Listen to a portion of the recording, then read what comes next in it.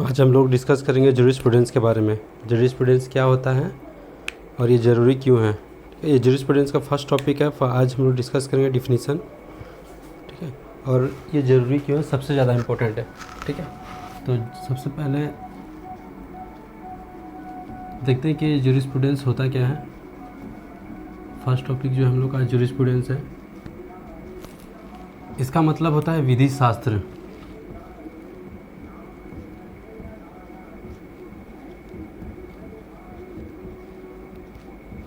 आसान भाषा में समझा जाए या सोचा जाए तो विधि शास्त्र होता है विधि का ज्ञान। ठीक है, विधि के बारे में जानकारी लेना। ठीक है, विधि शास्त्र कहलाता है। ठीक है, तो ये जो देखते हैं हम लोग जूरिस्प्रूडेंस जो लिखा हुआ है, जूरिस्प्रूडेंस ये लैटिन के दो शब्दों से मिलके बना है।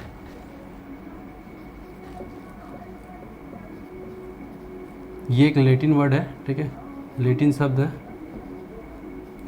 लैटिन वर्ड या लैटिन शब्द है। ठीक है, जो जूरिस्ट प्लस प्रूडेंसिया,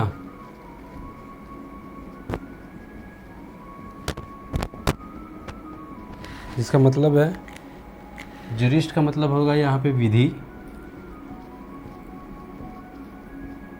और प्रूडेंसिया का अर्थ हो गया यहाँ पे शास्त्र।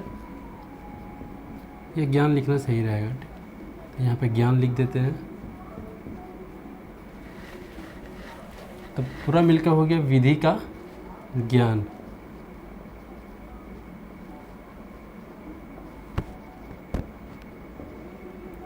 तो आसान शब्दों में अगर देखा जाए तो जूरिस्ट विधि, प्रूडेंसिया ज्ञान, मतलब जूरिस्प्रूडेंसिया का मीनिंग जो हो गया विधि का ज्ञान। ठीक है, लेकिन हम लोग अपने लाइफ में देखते हैं हर किसी के बात से सहमत नहीं होता। तो इस जूरिस्प्रूडेंस में है सबकी अपनी अपनी राय है। ठीक है, इसमें बहुत सारे विधेयता हैं जिनकी अपनी अपनी राय है। तो हम लोग एक एक करके हम लोग पढ़ेंगे उनके बारे में कि जूरिस्प्रूडेंस के बारे में, उनके ये जूरिस्ट हैं उनकी अपनी क्या राय है। सबसे पहले हम लोग ये पढ़ेंगे कि ये ज़रूरी क्यों है। सबसे इम्पोर्टेंट है कि ये हम लोग क्यों पढ़ेंगे, why is important of jurist, विधि क्यों ज़रूरी है। ठीक है, तो सबसे पहले अगर देखा जाए तो हम लोग अपने लाइफ में हर कहीं ना कहीं हम लोग विधि से हम लोग घिरे हुए हैं, रूल से घिरे हुए हैं, लॉ से घिरे हुए हैं। हर जगह कहीं ना कहीं आपको देखने को ये रूल मिल जाएगा। किसी भी बैंक में ही जाइए, एक प्रोसेस बना हुआ है। अगर आपको पैसे निकालने हैं या पैसे जमा करने हैं तो आप उस डिपॉजिट फॉर्म को या फिर सारे फॉर्म को वो फिलअप करना पड़ेगा। सारे उस प्रोसेस से आपको गुजरना पड़ेगा, तभी आपके ये पैसे निकल सकते हैं या तो फिर पैसे जमा हो सकते हैं।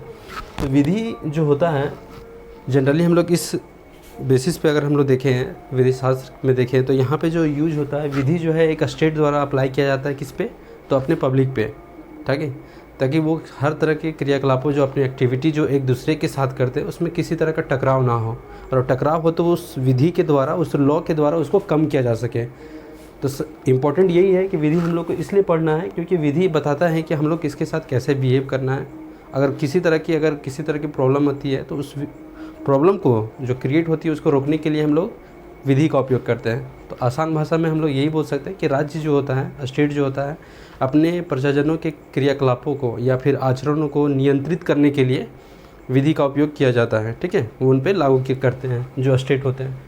तो इतना तो हम लोग पढ़ लिए कि जूरिस्प्रूडेंस क्या है, उसका मीनिंग क्या है और ये ज़रूरी क्या है। ठीक है, तो आज हम लोग सबसे पहले डिस्कस करेंगे जूरिस्ट के बारे में।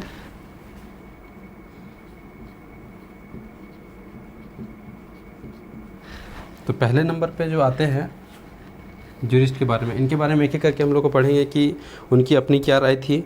ठीक है, वो क्या कहना चाहते हैं विधि शास्त्र के बारे में, उनकी अपनी क्या राय थी। ठीक है, तो सबसे पहले जो आते हैं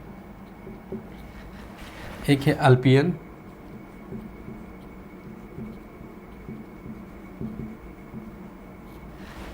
ठीक है। दूसरे नंबर पे आते हैं सामंड,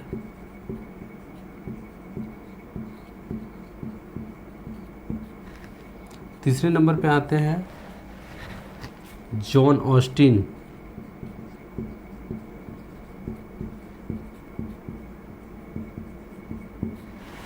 चौथे नंबर पे आते हैं, फोर्थ नंबर पे आते हैं आपके हॉलैंड, इनको सर बोला जाता है, सर हॉलैंड।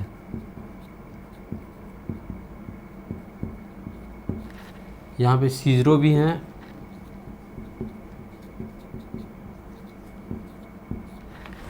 फिर देखा जाए जिनकी उपलब्धि बहुत उन्होंने उपलब्धि हासिल की है, रॉस्को पाउंड।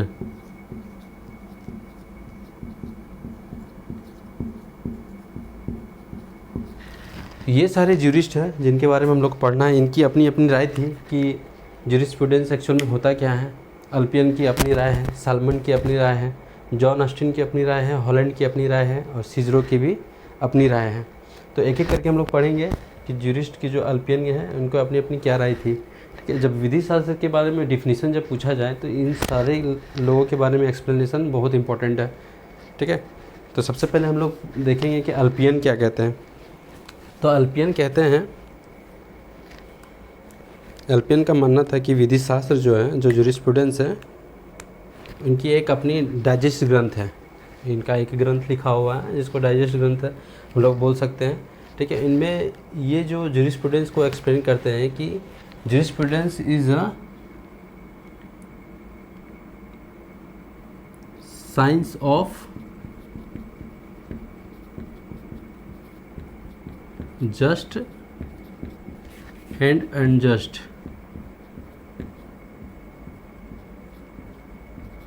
मैं सिर्फ यहाँ पे हेडिंग बता दे रहा हूँ कि उनकी शॉर्ट फॉर्म है ये। ठीक है, मैं सिर्फ हेडिंग बता दे रहा हूँ कि वो कहते क्या है। इसके बाद पूरा डिटेल में एक्सप्लेनेशन हम लोग इस पर डिस्कस करेंगे। ठीक है, तो science of just and unjust, इसका मतलब क्या हो गया, उचित एवं अनुचित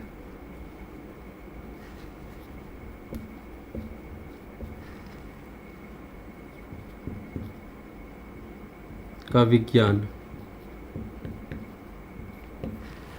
ठीक है, उचित एवं अनुचित का विज्ञान, इनके अकॉर्डिंग ये हो गया science of just and unjust. ठीक है, सामंड की अपनी राय है, जॉन ऑस्टिन भी अपनी राय देते हैं, हॉलैंड भी अपनी राय देते हैं, सिजरो भी अपनी राय देते हैं। बारी बारी से इसके बारे में डिस्कशन करेंगे।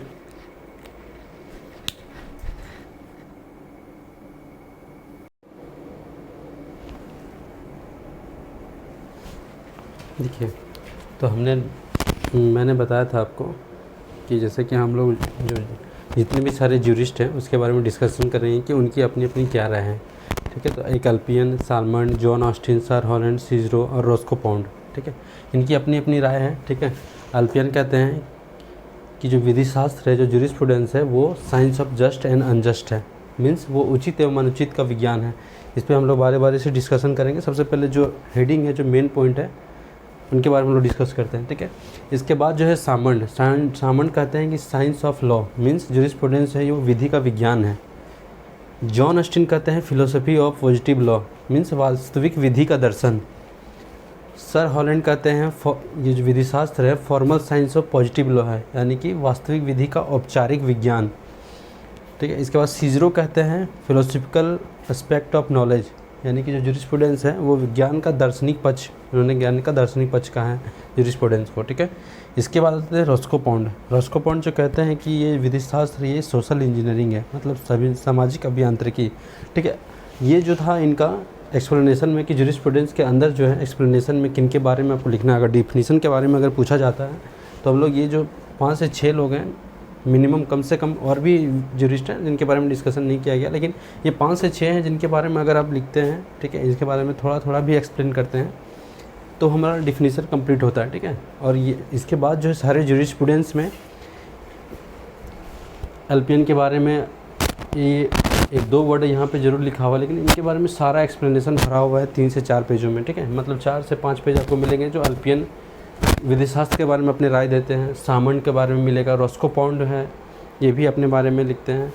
ठीक है, अपने बारे में मीन्स कि अपने बारे में या क्या सोचते हैं ज्यूरिस्प्रूडेंस के बारे में। ठीक है, तो बारी बारी से हम लोग एक एक करके हम लोग पढ़ेंगे। ठीक है, तो ये शॉर्ट फॉर्म है। ठीक है, आप इसे नोट्स कर सकते हैं।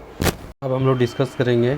ठीक है, अब हम लोग डिस्कस करेंगे कि अल्पियन क्या कहते हैं। ठीक है, तो अल्पियन कहते हैं कि ये जो एक प्रसिद्ध रोमन विधिवेत्ता थे, ठीक है, ये अपने डाइजेस्ट ग्रंथ में विधि शास्त्र को उचित एवं अनुचित का विज्ञान कहा है। ठीक है, जो विधि शास्त्र शब्द की उत्पत्ति की अनुकूलता पर प्रकाश डालती है और यह इतना व्यापक है कि इसे नीतिशास्त्र, धर्मशास्त्र और दर्शन शास्त्र के प्रति भी लागू किया जा सकता है।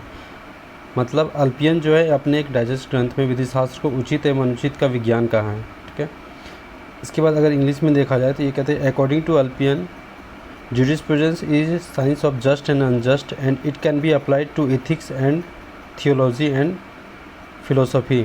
ओके, अब आते हैं सामंड क्या, ठीक है. Salmond, according to Salmond in jurisprudence law is enforced by jurist and it is different from religious law and moral rules. Okay, मतलब सामंड के अनुसार विधिशास्त्र में विधि को न्यायशास्त्रियों द्वारा लागू किया जाता है और यह धार्मिक कानून या नैतिकता नियमों से अलग है. ठीक है.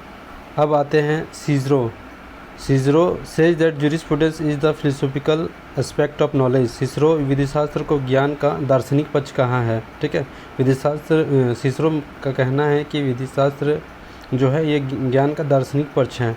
ठीक है. John Austin has called disciplinary theory as the philosophy of positive law. ठीक है. ऑस्टिन ने विधिशास्त्र को वास्तविक विधि का दर्शन कहा है.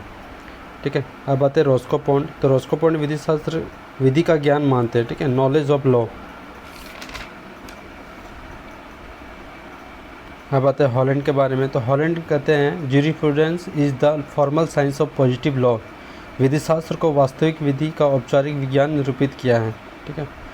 ग्रे कहते हैं jurisprudence is the law of science. विधिशास्त्र को विधि का विज्ञान है.